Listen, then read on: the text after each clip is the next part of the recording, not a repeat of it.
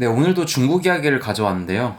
일단 그 저번에 헝다 관련해서 이야기를 잠깐 했었는데 이제 그 헝다 그룹에서 이제 일부 문제를 조금씩 해결해 가면서 급한 불은 껐지만 우려는 커졌다라는 내용의 기사가 나왔습니다. 일단 내년에 갚아야 할 빚은 9조 정도로 예상이 되고 있고 지금 현재 중국 헝다 그룹 주가 추이는 아직 이제 바닥에서 머무르고 있는 모습을 보실 수 있습니다. 자, 그런데 이제 이 블룸버그에서 이런 말을 합니다. 그러니까 지금 에버그란데 하면은 지금 중국 헝다그룹을 의미하는 거거든요. 그런데 이 헝다그룹 이후에 경제 쇼크가 온다는 거죠. 경제 쇼크. 근데 그 내용은 어떤 거냐면 중국의 에너지와 관련된 거라고 합니다. 중국의 어떤 에너지 공급에 문제가 있어서 지금 이런 뉴스가 들려오는 건지 한번 알아보도록 하겠습니다.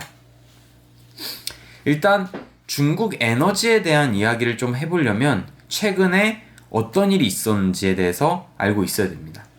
일단 이 중국에서 이제 사실 중국인이 왜 그런지는 잘 모르겠는데 약간 다른 나라의 땅을 사고 그리고 정치인들에게 어떤 지원금을 내고 이런 행위들을 굉장히 많이 하는 나라로 알려져 있거든요. 근데 그게 어떻게 알려졌냐면 바로 이 호주 정치인에게 어떤 기부금을 지원하고 이런 것들을 반복하면서 그리고 호주의 어떤 땅을 사고 그래서 그 나라에 있는 자국민이 땅을 못 사는 이런 행위들이 반복되면서 전 세계 사람들한테 알려지기 시작했습니다. 근데 대표적으로 이 호주에서 어떤 일이 있었냐면 호주에서 이제 정치인이 이제 기부금을 받고 여러 정책들을 중국한테 유리한 쪽으로 정책을 펼치기 시작해요. 그래서 이것을 이제 이 호주 정부가 알아내서 한번 예를 볼까요? 호주는 수출의 많은 부분을 중국한테 의존하고 있는 게 사실입니다. 그러니까 이 호주가 중국한테서 수출을 이렇게 좀 많이 의지하고 있어요. 이렇게 수출하는 걸 많이 의지하고 있는데 뿐만 아니라 호주의 유명 대학 어떤 대학이 있냐면 뭐 시드니 대학교 같은 좀 글로벌 지표상 굉장히 좀 상위 랭크에 있는 그런 학교들이 있겠죠. 이제 거기에 유학생들의 등록금에 대부분 의존을 하는 거예요. 그러니까 해외 유학생을 그 해당 나라 내에 있는 대학교에 유치시킴으로써 그 대학의 연구비나 이런 것들을 확보할 수 있었던 거겠죠. 뿐만 아니라 연구 관련 지원 자금도 상당 부분 중국에 의존하기 시작합니다.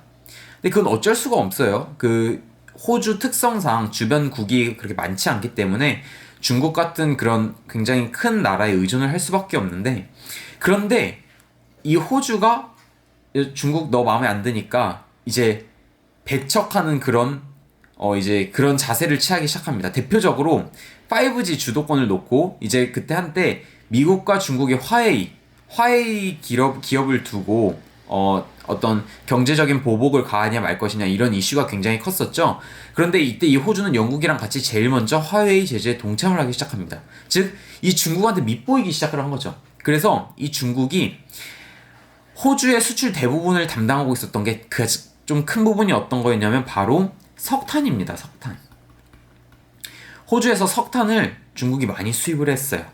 그런데 이거는 비단 호주한테 득이 되기 때문에 호주가 어떤 무조건적인 이득을 취하기뿐만 아니라 중국에서도 이 석탄 가격을 굉장히 안정화시키고 다변화시키기 위한 그런 다양한 방법으로서 이 호주를 선택한 거였거든요. 자, 그런데 이게 문제는 중국에서 이제 호주에서 수입하는 석탄을 이제 막다 보니까 석탄 공급난이 발생하기 시작해요. 물론 호주에서만 수입하는 것은 아니지만 호주에서 많은 부분을 수입하고 있었기 때문에 공급난이 발생하기 시작합니다. 그래서 지난해 10월부터 금지하기 시작했고 이런 순서대로 석탄을 수입을 금지했는데 전력 수요가 급증했어요. 수입을 하지 않았는데 급증한 거죠. 그런데 그러다 보니까 발전용 석탄 공급이 부족해지는 겁니다. 자, 석탄 발전소가 중국에서는 굉장히 많은 비중을 차지하고 있는데요. 대표적으로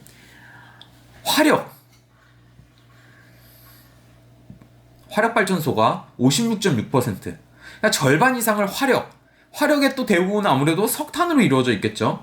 이 석탄 화력발전소가 굉장히 많은 비중을 차지하고 있는데 이 석탄의 대부분을 차지하고 있는 수입의 대부분, 공급의 대부분을 차지하고 있는 호주의 수입을 금지하다 보니까 무려 이렇게 많은 석탄 발전소가 문을 닫게 생긴 겁니다. 그래서 이 중국 석탄 가격에 변화가 생기기 시작해요. 2015년, 2017년 톤당 550위안에 달했던 석탄의 가격이 700위안, 현재 2021년 700위안까지 치솟게 되죠. 중국은 2019년까지 석탄 수입량 60%가량을 호주에서 조달을 했는데 이제 코로나가 터지고 이제 발원지까지 조사하자. 그러니까 이제 중국은 완전히 호주를 배척하게 되는 거죠. 자, 그러면 가장 큰 피해를 입은 지역은 어딜까? 바로 장수, 저장, 광둥 이 세 곳입니다. 근데 여기는 중국 경제의 3분의 1을 차지하는 굉장히 큰 그런 지역이라고 보실 수 있어요. 근데 장수성은 여기 있는데 저장 그리고 광둥 여기 있습니다. 근데 여기서 보시면 뭔가 조금 이게 좀 동쪽에 치우쳐져 있죠. 근데 이 좀 약간 지리 얘기를 조금 하자면 여기에 이제 한국이 붙어 있는데 한국은 대표적으로 편서풍이 붑니다. 지금 왜 서쪽에서 이제 바람이 불기 시작하는데 여기에서 석탄 발전소를 떼기 시작하니까 그게 편서풍을 타고 날아와서 대한민국의 어떤 미세먼지나 어떤 황사와 같은 그런 것을 유발한다고 알려져 있죠. 그리고 이런 것을 통해서 이런 석탄 발전이 떨어지는 그런 이유 때문에 대한민국에선 미세먼지, 황사가 굉장히 줄어들었다. 이런 효과도 지금 보고 있습니다. 자, 뿐만 아니라, 자, 이런 이제, 저도 이런 걸 좀 알았으면 좋겠는데, 자, 한번 보실까요? 자, 석탄 의존도가 높은 중국 내 주요 석유화학 설비들이 원가 경쟁력이 떨어질 수밖에 없다. 자, 이게 지금 무슨 얘기냐면, 아까 전에 이건 중국 내예요. 중국 내 석탄 가격이에요. 석탄 가격이 올랐어요. 석탄 가격이. 자, 중국 내 석탄 가격이 올랐는데 중국 내 석탄 가격이 오르면 당연히 석탄으로 무엇을 어떤 제조를 하고 어떤 무언가를 만드는 그런 기업들은 굉장히 원가 자체가 올라갈 수밖에 없겠죠. 이런 제품들이 원가가 올라갈 수밖에 없어요. 자, 원가 경쟁력이 떨어질 수밖에 없다는 거죠. 자, 그러면 중국산 공급이 줄어들면 국내 업체가 수혜를 볼 수도 있다? 이게 무슨 말이냐면 이제 이 중국이란 나라에서 석탄을 활용한 어떤 제품이 굉장히 가격이 올라간다는 거죠. 근데 이거는 이 중국 내에서만 쓰는 게 아니라 전 세계로 수출을 해요. 전 세계로 수출을 합니다. 근데 우리나라에도 전 세계로 수출을 하는 그런 기업들이 있겠죠, 당연히. 그런데 여기 나라에서의 기업이랑 싸워서 이겨야 되는데 여기에 가격이 올라가니까 당연히 국내 기업에선 수혜를 볼 거라는 겁니다. 자, 대표적으로 중국 내 생산 설비의 집중도가 높고 그 중에서도 석탄을 기반으로 생산하는 공법의 비중이 높은 제품일수록, 즉 뭐냐면 경쟁업체가 이 생산 설비가 중국에 집중되어 있고 그런데 우리나라에서 생산하는데 그 석탄이 공법의 비중이 굉장히 높고, 그죠? 석탄으로 만드는 그런 비중이 굉장히 높고 그러면 그런 기업일수록 반사이익도 굉장히 높아질 것이다.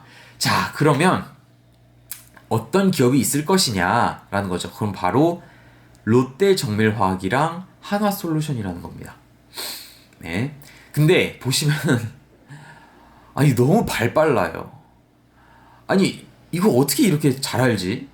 이게 가격이 오르자마자 재빠르게 주가가 반등하기 시작해요. 그러니까 솔직히 저희가 이 주식으로 돈을 벌려면 이때쯤 사야 되는데, 이때나 늦어도 이때쯤 사야 되는데, 아니 저희가 이것을 알 수 있는 이 정보는 거의 뭐 다 올라서 아는 거 아닌가, 저는 이런 생각을 합니다. 자, 어쨌든 이 롯데정밀화학과 한화솔루션의 좀 디테일한 어떤 사업을 진행하는지에 대해서 조금 알아볼까 하는데요. 자, 한화솔루션입니다. 자, PVC가 대표적이죠. 이 회사의 주력 상품군입니다. 네. 전 세계 PVC 생산 설비에서 중국이 차지하는 비용이 43%, 즉 이 중국이란 나라에서 43%를 전 세계에 공급을 하고 있다고 보시면 될 것 같아요. 네, 그런데 이 방법, 이 PVC를 만드는 공법에는 총 두 가지가 있습니다. 이 두 가지 중 어떤 걸로 만들어도 상관이 없어요. 자, 아세틸렌을 생산해서 염소와 반응시키는 카바이드 공법, 그리고 에틸렌을 염소와 반응시키는 EDC 공법, 이 두 가지가 존재하는데 문제는 바로 이거죠. 예. 여기에서 이제 중국들이 많이 생산해내는 방법이 이제 카바이드 공법이고, 하나솔루션은 EDC 공법을 사용하고 있습니다. 네, 당연히 경쟁력은 아마 카바이드 공법이 있었겠죠. 그래서 이 주가가 반등할 수 있었던 거겠죠. 네, 그런데 지금 이 하나솔루션 EDC 공법을 하고 있는데 이게 이제 이 43%를 이루는 이 중국 기업들과의 경쟁성이 있다라고 지금 보여지는 거고요. 자, 두 번째 기업으로는 롯데 정밀화학이 있습니다. 롯데 정밀화학은 사실 그동안도 주가 흐름이 굉장히 횡보하는 모습을 보였어요. 횡보하는 모습을 보였는데 주력 상품은 ECH입니다. 이 중국은 글로벌 ECH의 절반가량, 대략 50% 정도를 하고 있는데 이 중에서 40%를 글리세린 공법으로 하고 있어요. 그런데 롯데 정밀화학이 정확하게 이 경쟁업체와 상품군에서 맞닥뜨린다. 정확하게 겹친다. 상품군이 정확히 겹친다라고 볼 수 있는 거고요.